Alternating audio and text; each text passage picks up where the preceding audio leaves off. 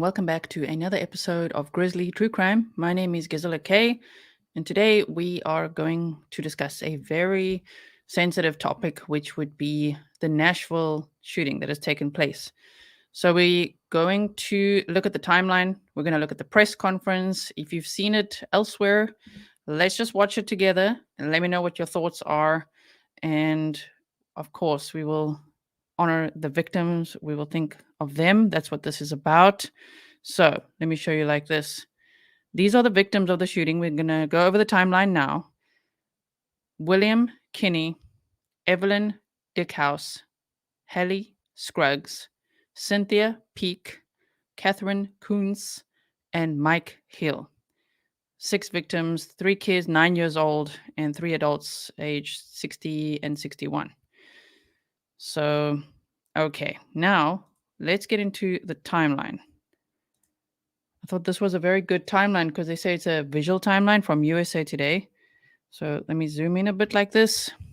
So, of course, this is a true crime channel. So already the content is for adults only. This case comes with a trigger warning. I won't be showing any distressing content. I'm not going to go through all those body cams. You can watch that if you want to yourself. I can link them all for you in the description box if you want, but I'm sure you've seen them if you've been following the case, right? Okay. Linda says, so hard to see photos of the victims. Thanks so much for honoring them. Gee. And thank you for being here. I know these cases are really tough to talk about. They're very tough for me to cover as well. It's so senseless. It makes me so sad and so mad at the same time. But I think it's an important conversation. And at the end of the day, we want to honor the victims and remember them.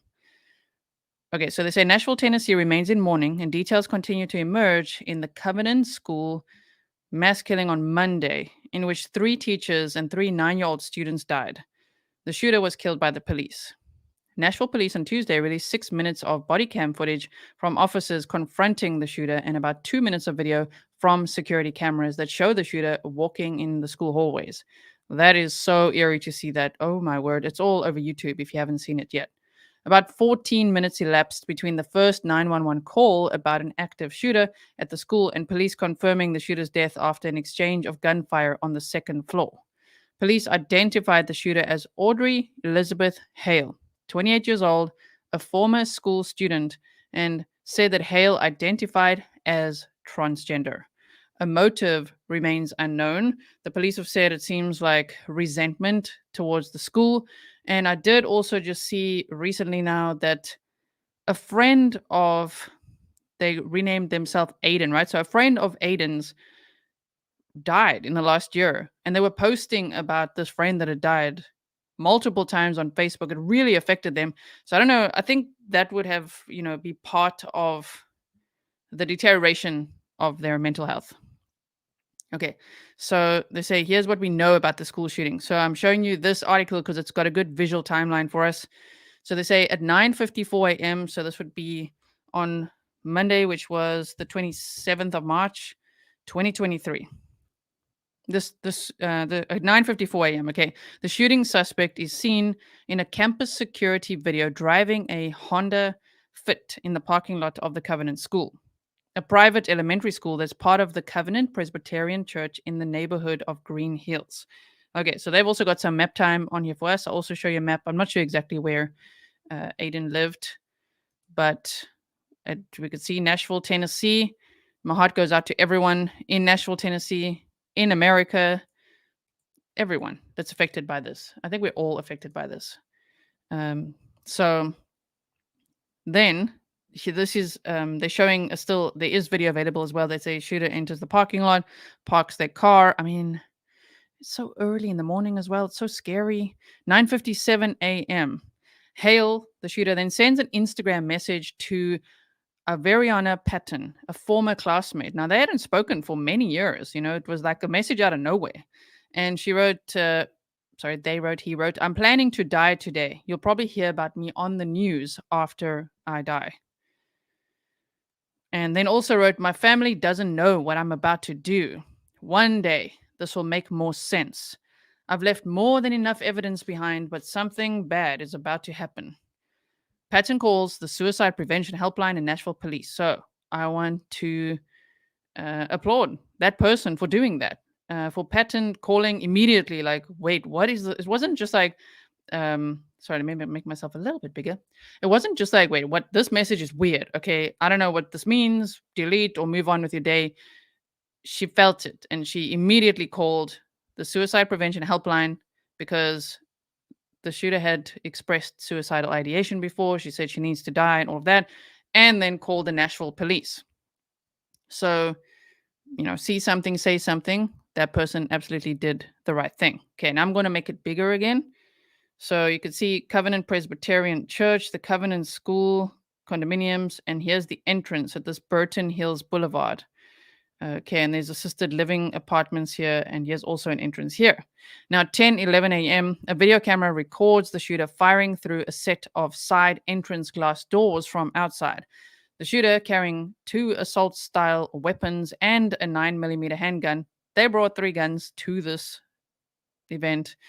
Oh, my word, climbs through the broken glass and enters the school.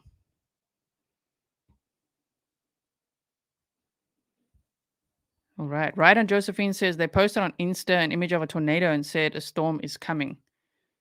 Are you talking about the shooter posting that? Their Instagram has subsequently been deleted, so I wasn't able to see anything. Then at 10:13 a.m., Nashville police receive a 911 call of an active shooter inside the Covenant School. Security video shows the shooter carrying a weapon in a school hallway. Okay, I'm going to have to just zoot past this because YouTube cannot stand if you show guns. So let's hope people are able to see the stream at all. At 10:18 a.m., video shows the shooter entering a church office. From 10:19 to 10:21, video shows the shooter with a weapon raised walking in the school hallways. And as I say, watching that video, it gives me chills. It is so eerie. As police officers arrive, the shooter fires from a second floor window at police vehicles below. So, yes, they literally were firing at police as well. 10:25 a.m., officers enter the building and check the first floor rooms on their way inside. So they reacted. They actually responded really quickly, right? Old Eggs and Payne says these police officers handled this perfectly. They went in there knowing their lives are at risk, but they went in there and sorted this out. They were really good. Officers clear the rooms on the first floor. Officer Rex Engelbert, and that's his body-worn camera. 10:26 a.m. Officers head to the second floor, taking 2 flights of stairs. And then from 10:26 a.m. as well to 30, officers find the shooter near a window in a second floor lobby type area. The shooter fires at them. 2 officers return fire, hitting the shooter. So there's that as well. Chaos says to put the conspiracy theories to rest, they need to release the manifesto. Now, if you guys haven't yet ever gone through the Elliot Rodger manifesto, I've got that on the members only playlist and on Patreon if you are interested in it. It was so long. Oh my word. Now, Elliot Rodger would inspire usually people like this. He's inspired a lot of shooters, unfortunately, and then they all write these manifestos because, they watch and learn. So at 10:20, yes, so I agree with you. I think they should release the manifesto. Not to give them not to riot, but to understand like what was going on in this person's mind, really. So they say at 10:27 a.m. the police confirm the shooter is dead. All right, so that's the timeline that we have there. I'm now going to show you this, and then we're going to look at the press conference. We've got lots to look at. Evelyn Dieckhaus is 9. She was 9 years old, and she was pulling on the fire alarm so that she could set it off so that, everybody could be alerted when she was shot by that horrible killer. And that is it's just so sad. Oh my word. Okay, so the victims, again, are William Kenney, Evelyn Dieckhaus. I don't know if it said Hailey or Hailey. Hailey Scruggs, it's spelled Hailey, right? Hailey Scruggs, Cynthia Peak. Cynthia Peak was a substitute teacher. Katherine Koonce was the principal, and Mike Hill. Rochelle says, I'm hoping you get the manifesto first. Well, you guys know if I get the manifesto, I mean, depending on how long it is, right? This shooter had a manifesto with maps and plans and everything. So we'll see if we ever see it, what's in it. Now, this happened on March 27, 2023, in Nashville, Tennessee, at the Covenant Presbyterian School. Yes, very brave, sweet Evelyn. I agree. This picture absolutely breaks my heart. The trauma, it's the loss of the victims is horrendous. And then the trauma, the ripple effect of the families, of the friends, of all the kids that were just attending that school as well. The nation, the world. It's absolutely devastating.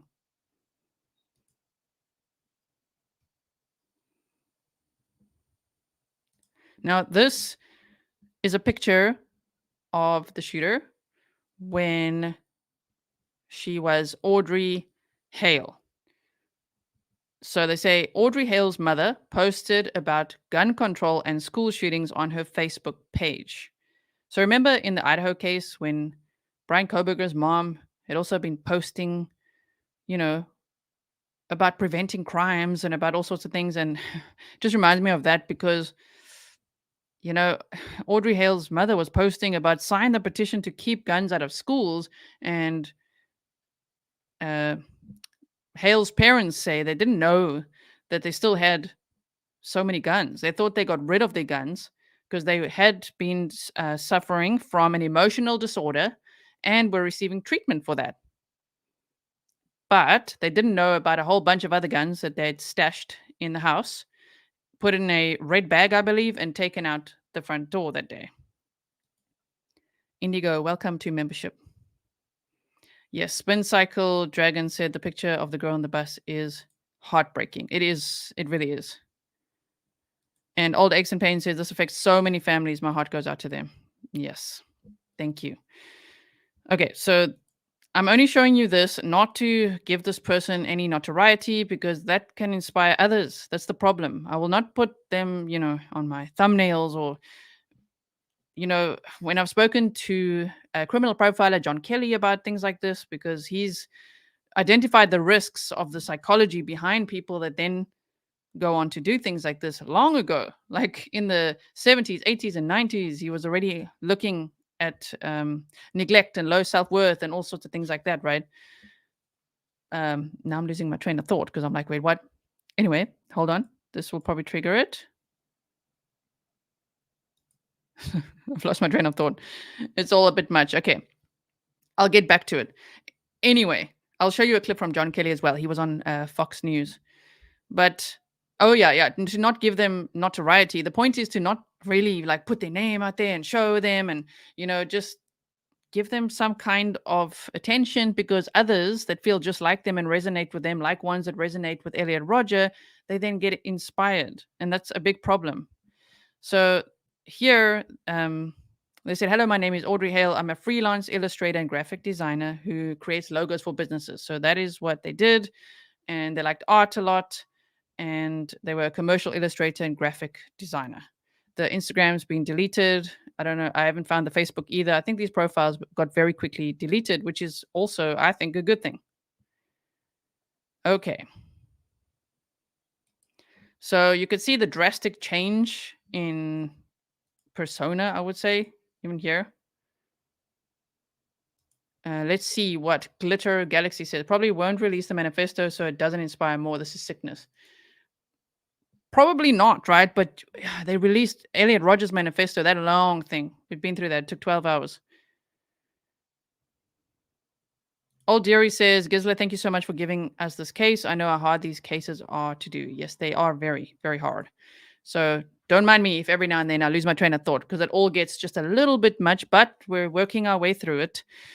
These are the DMs, the Instagram DMs that were sent to that former classmate. You can just see it here with your own eyes where Aiden said, which is Audrey Hale was transgender and had recently started calling themselves, identifying as Aiden, particularly after the death of their friend. This is my last goodbye, they wrote. I love you. See you again in another life. Audrey, in brackets, Aiden. Audrey, you have so much more life to live. I pray God keeps and covers you. And then they said, I know, but I don't want to live. I'm so sorry.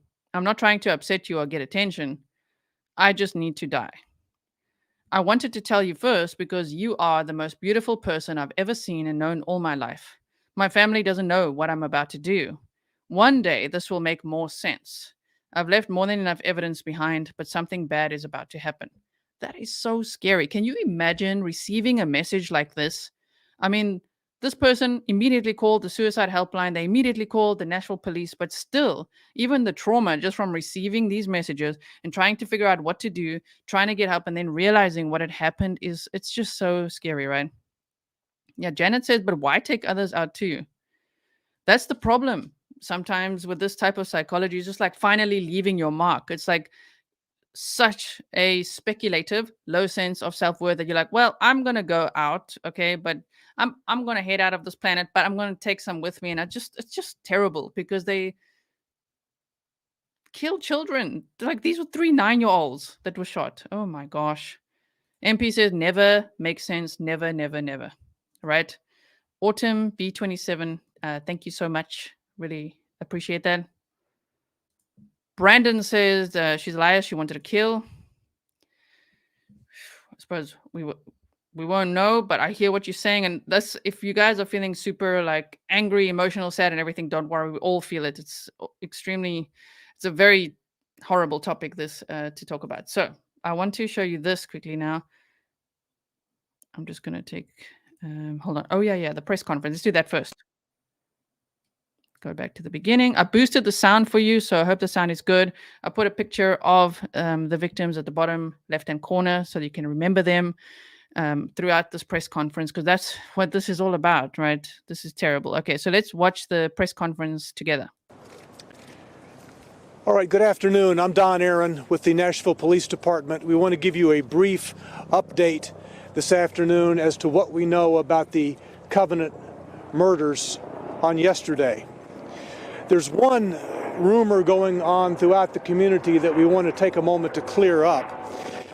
There are those who think that specific individuals were targeted by the shooter who entered the building on Monday.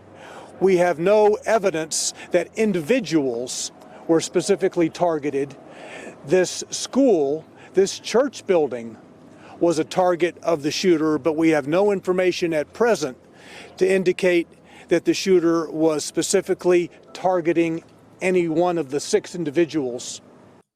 I'm just quickly going to pause and just say that, yes, the shooter had a manifesto and a map, and they actually planned to also target at some point, I don't know what their big plan really was, but a mall, as well as take out their own relatives. So I'm not sure if it's the parents or who, but yes, they had it all written down, which is scary as well. Who were murdered. Chief John Drake will now update you on the progress of the investigation overnight and this morning, including what we know about the individual's purchases of firearms over the past couple of years. Again, this will be a brief briefing today. Chief John Drake. Good afternoon, everyone. Thank you again for being here. Just a brief update of what we know right now. We've interviewed the parents of Audrey Hale, and we've determined that Audrey bought 7 firearms from 5 different local gun stores here legally. They were legally purchased. 3 of those weapons were used yesterday during this horrific tragedy.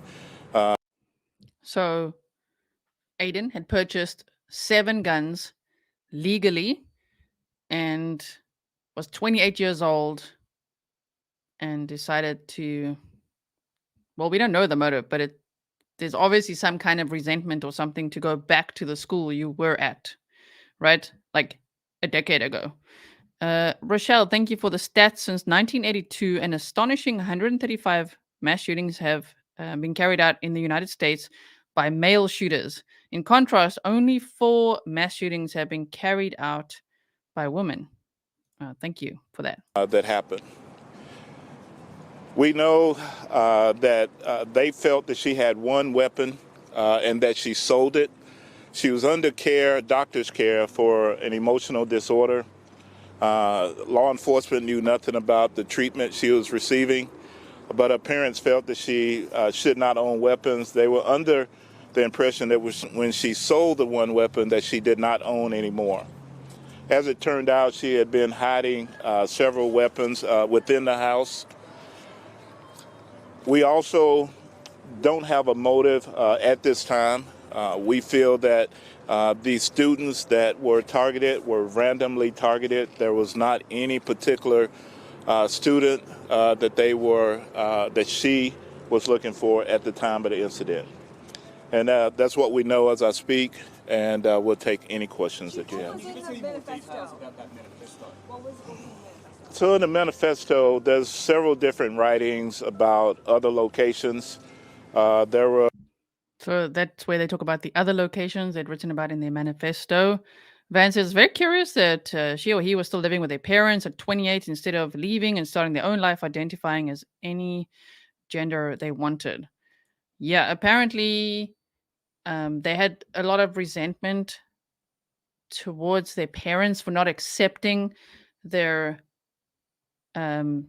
identity changing, and they wouldn't allow Aiden to dress as a male in the house. It was a very religious household. So they said that they would change. They would change outside of the house into men's clothes. So, I wonder. I don't know. It's such a difficult topic to talk about.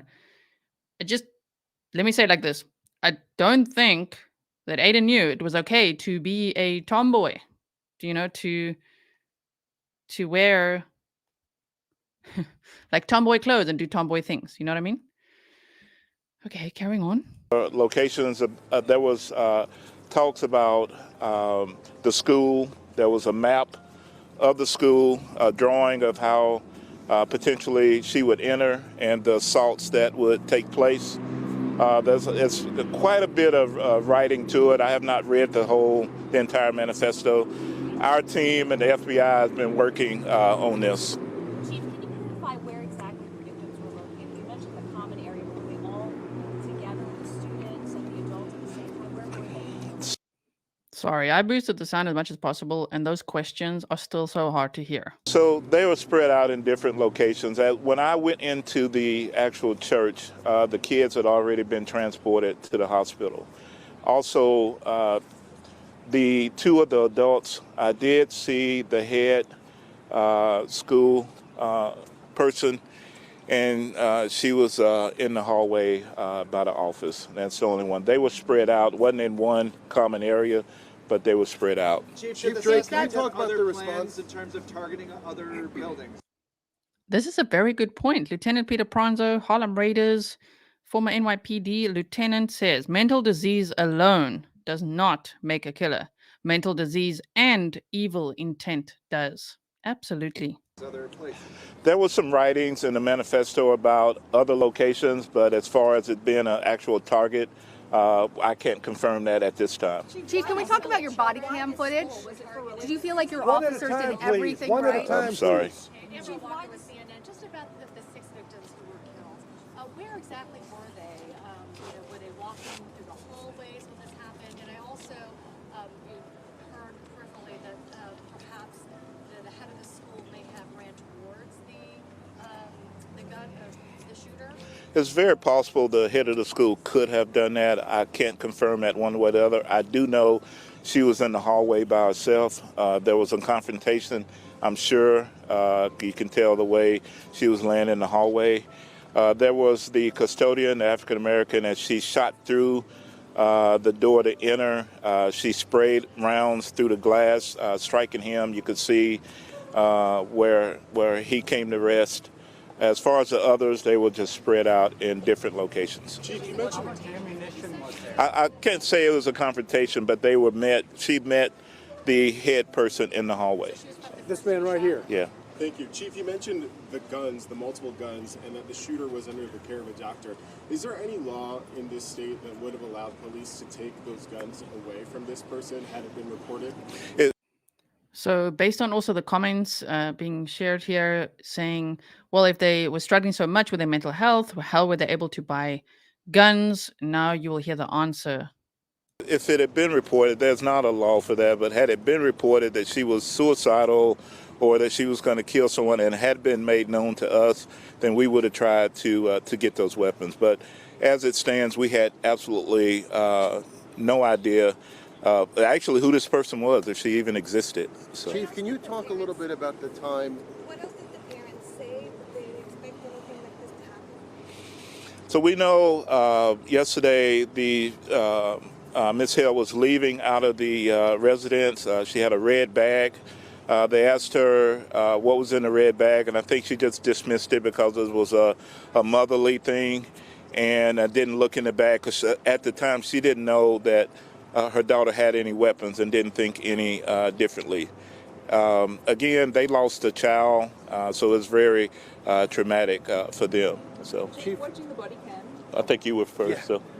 Could you talk about the police response? I know they engaged the shooter pretty quickly once they got to the school, but can you talk about the events that led up from when they got the call, what time did they arrive at the school, and could you talk about that time? Because it appears about maybe like 14 minutes or so. Yeah, so they got the call at 10:13, and by 10:24 they had in. After this press conference, we're going to look at the story of the 9-year-old girl, one of the victims who died trying to pull the fire alarm. And we're going to look at some video clips and things, not distressing ones. We'll look at some other ones. Engaged the suspect. As they arrived on the property, there were police cars being hit by gunfire. The suspect was in an upper level. We believe there's been some training of being able to shoot from a higher level. And her gunfire, from the video I've seen, she stood away from the glass so she wouldn't be an easy target to be shot. But as I really wonder about that because they say it appeared as though they had training to shoot from a higher level. I wonder about that. Like, would there be actual formal training in their history, or would it be like playing a whole bunch of those, first-person shooter games? I'm not blaming the games. Like when we talk about, for example, Jeffrey Dahmer, a serial killer, that he left The Exorcist. The Exorcist movies are not the problem. Jeffrey Dahmer is the problem. It's just interesting in hindsight to look at the psychology and be like, damn, you really like that movie, even putting yellow contact lenses, right? So what I'm saying is, if this person was practicing with like simulations, meaning, these first-person shooter games or something, I wonder if that's what their training was, or if they actually had any training. That I'm not too sure of. officers were approaching the building, there was gunfire going on. They went in, they went through door by door as we clear buildings. They heard gunfire and immediately ran to that and then took care of this horrible situation. And how long did it take officers to actually get to the school initially from when the first call came in?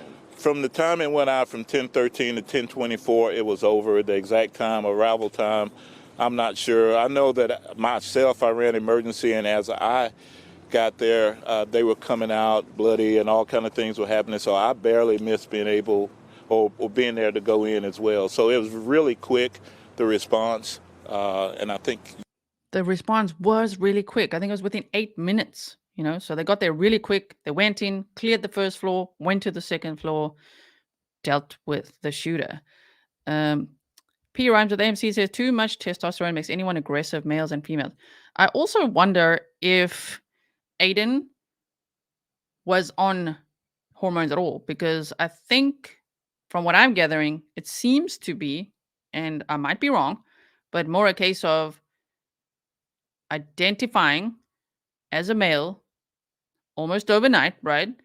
Going from Audrey to Aiden and wearing boys' clothes when they leave the house. Inside the house, they're not allowed to do that. Outside the house, they're wearing more tomboy-like stuff, which to most of the world would look totally normal. But from their upbringing and the household and the rules and everything, they were like, probably feeling like such a rebel, So thank you so much, Barbara. So the thing is, I'm not sure if they were even on hormones at all.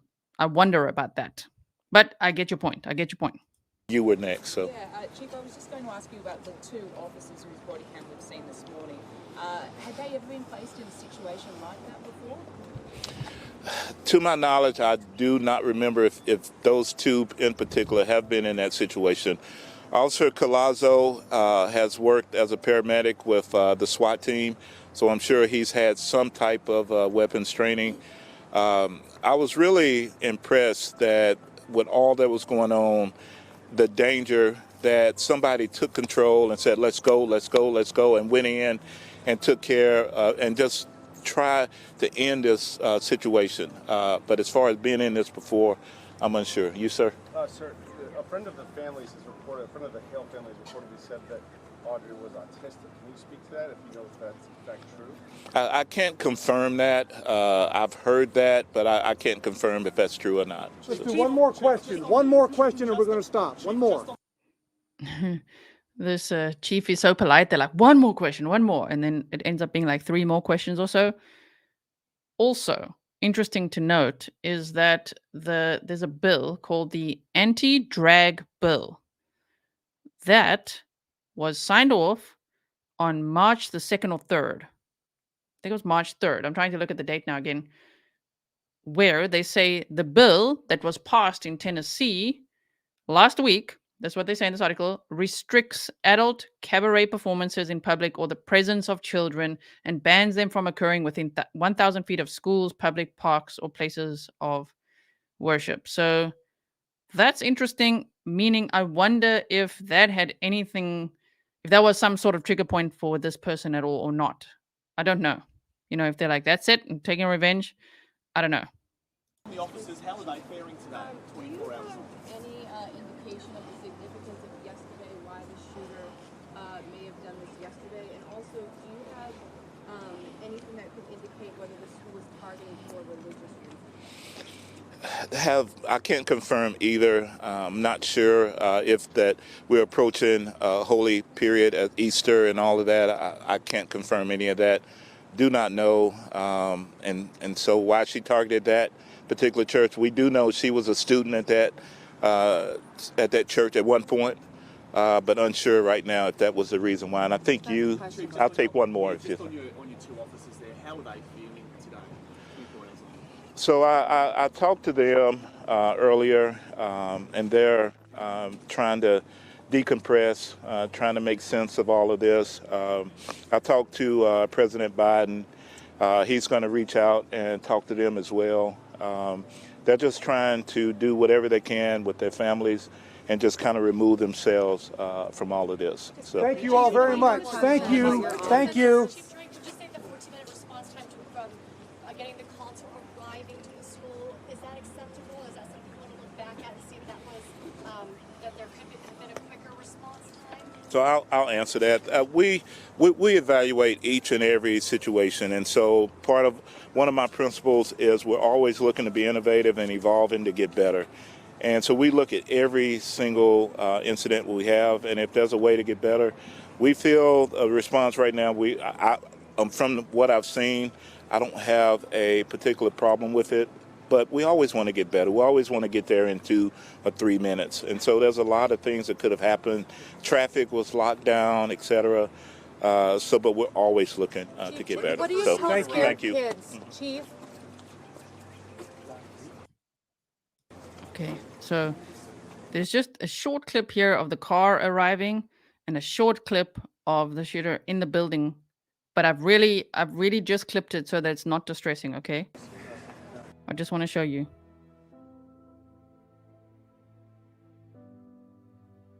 So this would be them arriving.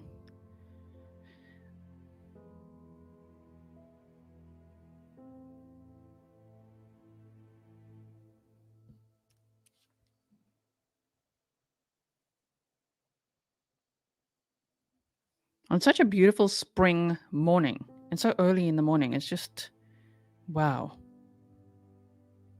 This is so scary what happened. Yes, Janet says trigger bunny. And then this is how they enter the school. There's no sound on the video besides a little bit of background music.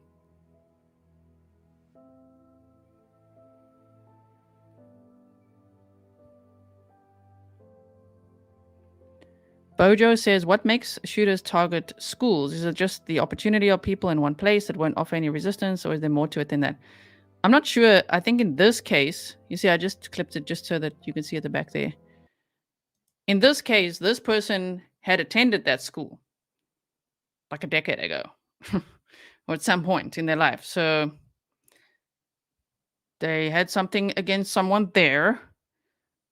This is pure speculation, but there are actually articles about it saying that the founder of that school had been accused of like CP, child abuse, things like that. So I don't know if that, I don't know if the shooter experienced anything like that at the school and if that added to them going specifically there. But still, man, like it's just horrendous.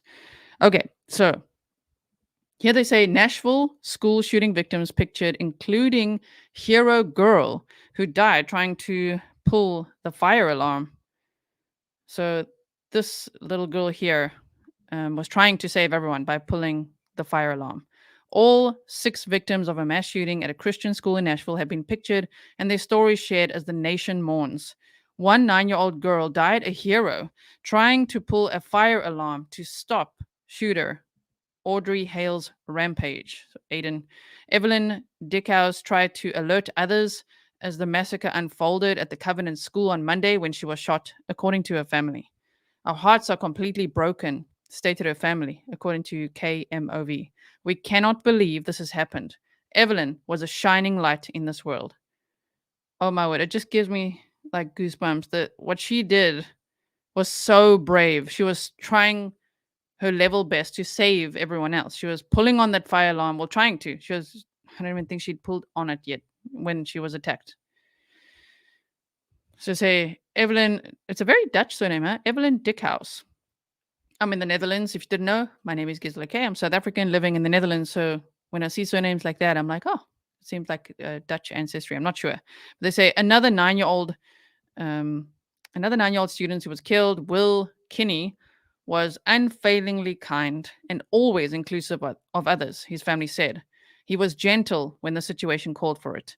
He loved his sisters, adored his parents, grandparents, uncles, and aunts, and was always excited to host friends of every age. Stated a GoFundMe page set up for his funeral expenses. Sweet Will knew no strangers, and our hearts are broken for his family as they try to find their way forward. Oh, man.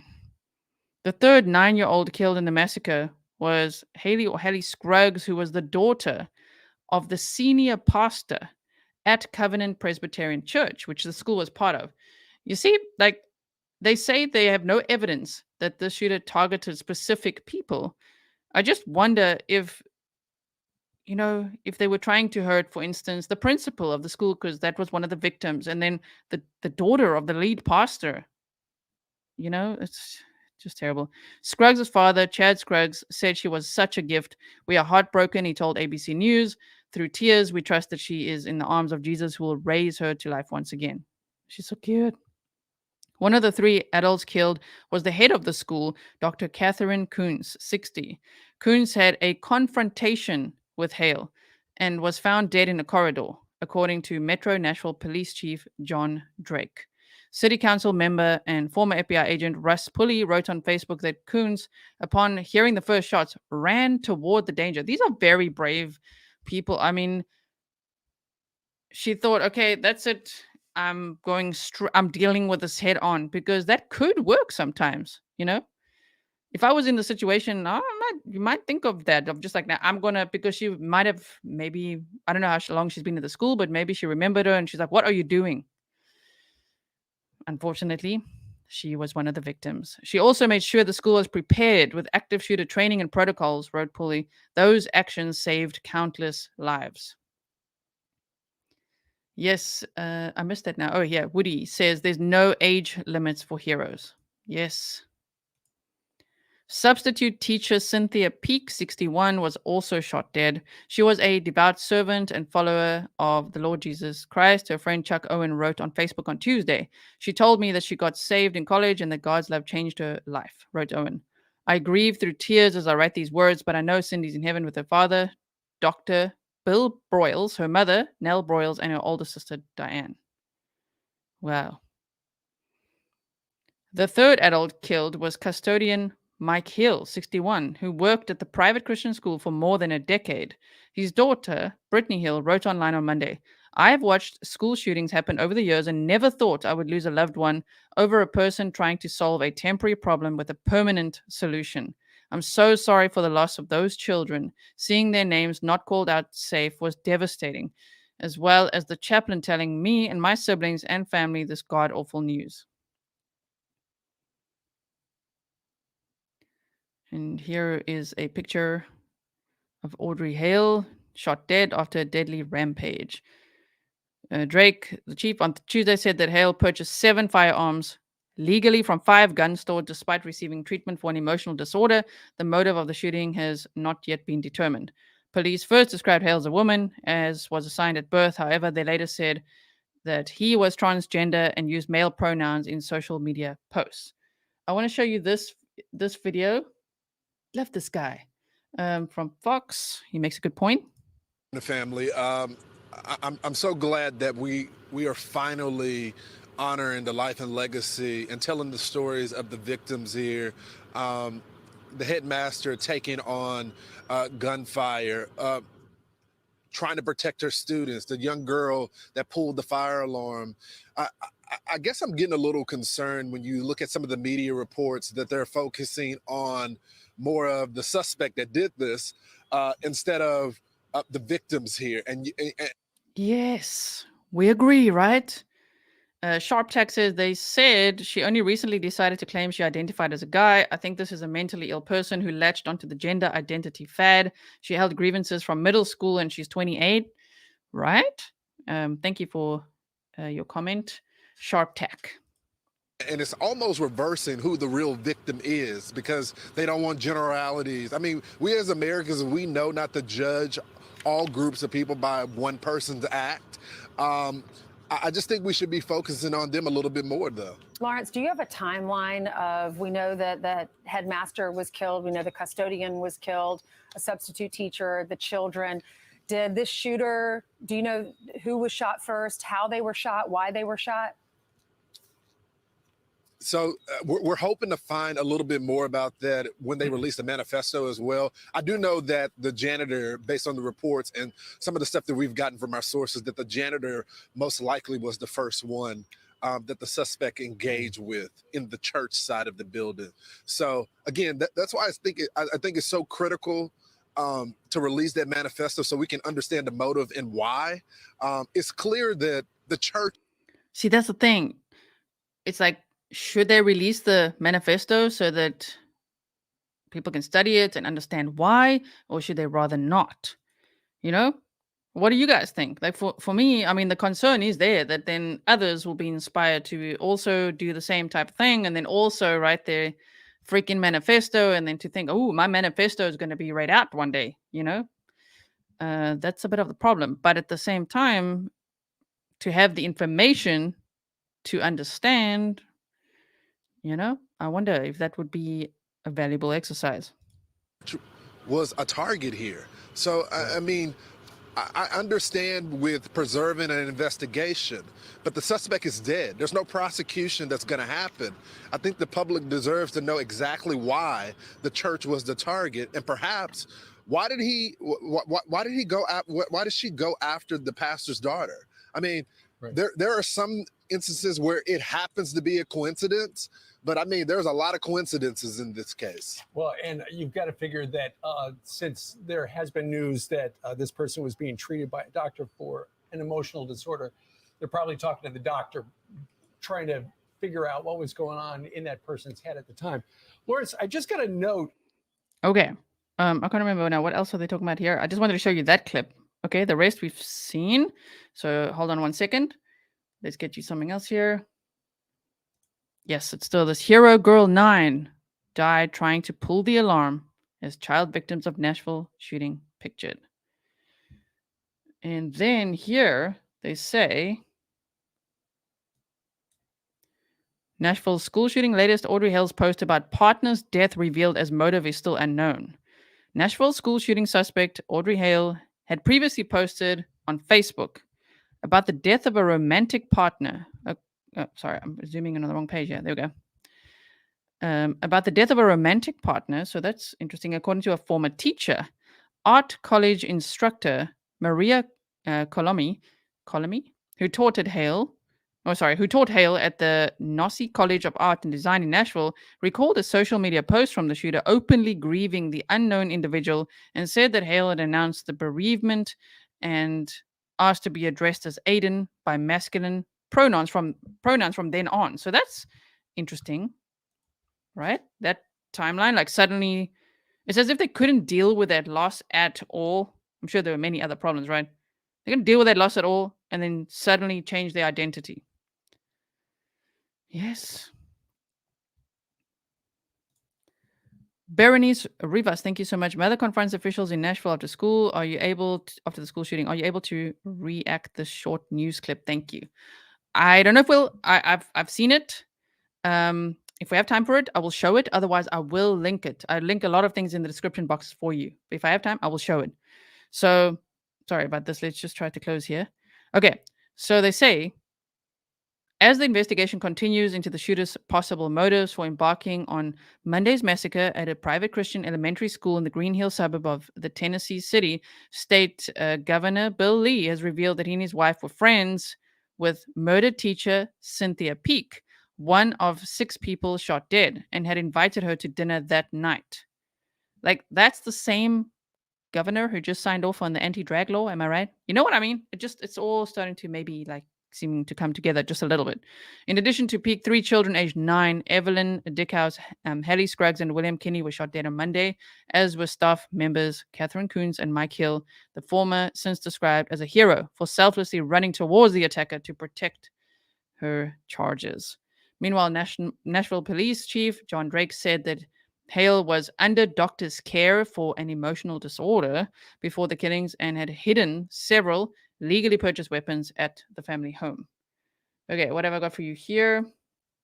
Oh, this is sad. Of course, everything's sad in this case. Sister of 9-year-old Nashville shooting victim, I don't want to be an only child. Nashville Christian school shooting victim Evelyn Dieckhaus, just go like this. Older sister broke down in sobs as she mourned the 9-year-old on Monday, crying out that she doesn't want to be an only child. Evelyn's sister Eleanor survived the rampage that killed her younger sibling and 5 others at the Covenant School, the Missourian reported. Woodmont Christian Church senior minister Clay Stauffer emotionally recalled the 5th grader's heartbreak over her new reality at a vigil on Monday evening. I don't want to be an only child, he quoted Eleanor as saying, according to the Tennessean. A family friend remembered the slain 9-year-old Monday as very creative. She and her older sister would stage plays in the backyard. She was just an absolute delight, said the friend who spoke to the Missourian, but asked not to be named. Officials identified 2 more students among the victims, Hailey Scruggs and William Kenney. All 3 students were 9 years old. And look how they were, this might be so scary how they were leading them all out like that. In this poor photo, oh my word. Okay. Children let out. Let's just see this video. So we've got that. I just want to see what's here. Oh, yeah. This one I'll link if you want to read that as well yourself. It's pretty long. They say church accused of covering for a molester. So I don't know if that had anything to do with this person's motive or not. I'm definitely not trying to empathize with the killer. I'm just trying to understand, like what on earth happened to you? What is it? So I'll link that for you as well. Let's just see this quickly. Oh, yeah. Oh, yeah. Here's John Kelly, criminal profiler John Kelly. He was on Fox News. Just listen to this quickly. Also a question. Go ahead. I'm hearing about manifesto. Okay. So with that telling me right off the hop too, is we've got a real narcissistic person here. Okay. And we have somebody that's looking to become infamous. They're looking for infamy. All right. So there's a lot of comorbidity here. Okay. This has many moving parts, this personality.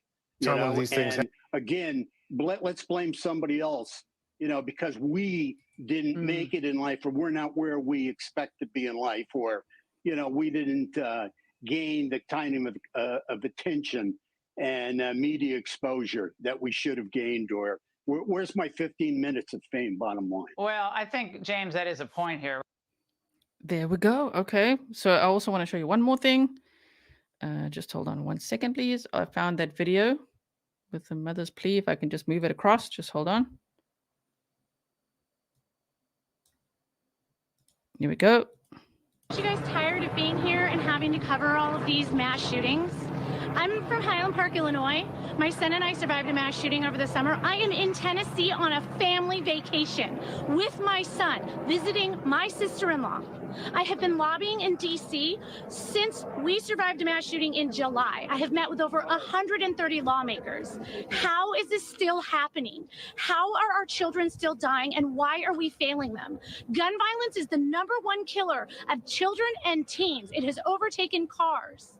Assault weapons are contributing to the border crisis and fentanyl. We are arming cartels with our guns and our loose gun laws. And these shootings and these mass shootings will continue to happen until our lawmakers step up and pass gun safety legislation. I'm pretty sure this was an unsecured weapon that this teenager got a hold of. We can't even pass gun safety, like safe storage laws in this country to protect kids from getting a hold of weapons that they shoot each other with.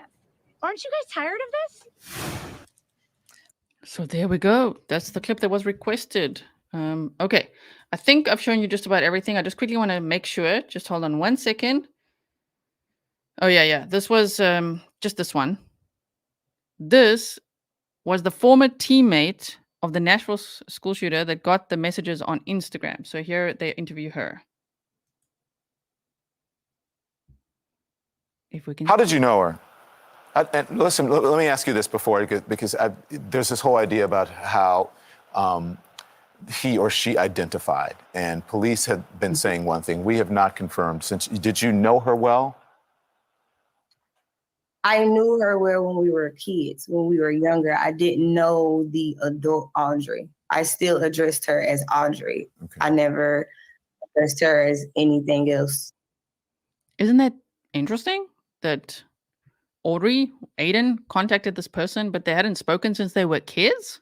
But Audrey. Okay. And then, so you addressed her as Audrey. Do you know if she identified or he identified as something else? I'm starting to see that on social media. I don't know that side of her. I'm just saying I resonated with Audrey. That's all I knew. But as I'm watching and I'm learning more and more. Thank you very much. Just for clarification, and look, there's information still coming in yet to be confirmed. And so I just wanted to ask you about that since you had a relationship at one point. So walk us through what happened then. You received these messages on Instagram from Hale. What happened? Mm-hmm. So I was at home. I received the Instagram DM. And when I initially saw it, I'm like, I'm still working. I'm still like not really, understanding what's happening right now. And so I had screenshotted the message to my dad, and I was like, "This don't seem right. Should I say something?" And he immediately responded, "Yes." And so I called him, and I was like, what who do I call? Like, what do I do? And then he was like, "Start with the suicide prevention line." So I called them, and they basically was asking me, was I the person that needed the assistance? And I was like, no, but I got the Instagram, maybe you guys can reach out. And they was just basically like, no, like the person has to call, and then told me to call the deputy, like the local deputy. So I Googled that number and I called them, and then they answered and basically was like, call 862-8600.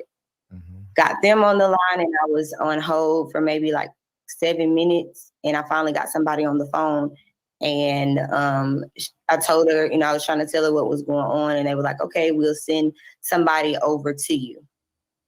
Nobody ever came. And then maybe like an hour and a half later, I received another phone call, and they were saying, okay, we're going to send somebody. And I was like, oh, I thought you guys were sending somebody initially. So I ended up having to leave my home, and they called me at 3:29 and was like, hey, we're here. They're trying, we're trying to, get the messages, try to ping the location or whatever they could do.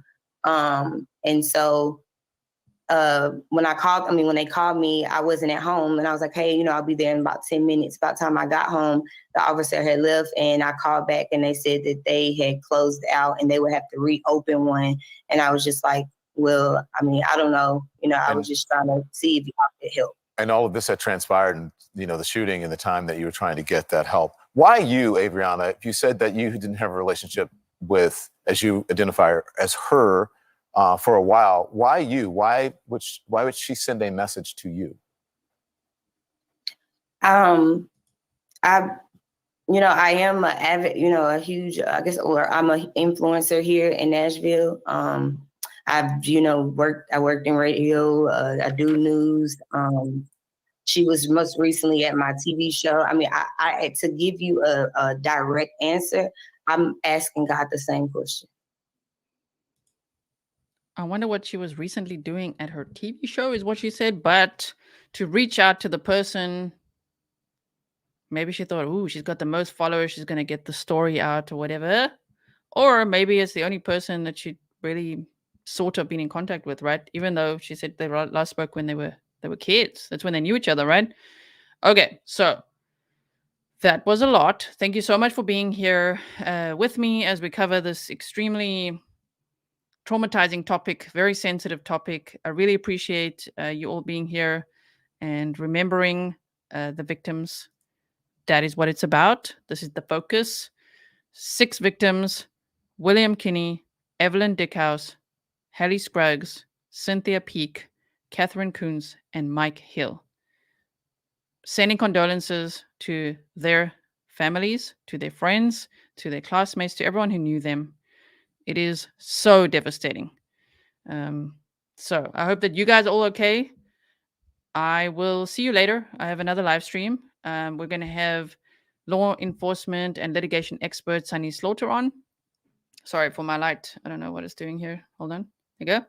And we'll be discussing the new Idaho case documents relating to Brian Koberger. So this stream should lead you to that stream. We're going to need a little bit of a break. So I will see you in about 2.5 hours or so. If you're going to be there, I hope you will. Thank you so much for being here. Thank you, mods. I know that was a difficult one as well. And if you wouldn't mind, like the video. It's not about liking the topic. It's just so that other people can get all the news and the press conference and the facts in one place without any distressing, clips and things. So if you could like the video and share it, I'd be very grateful for that. And I will see you in the next one. Bye.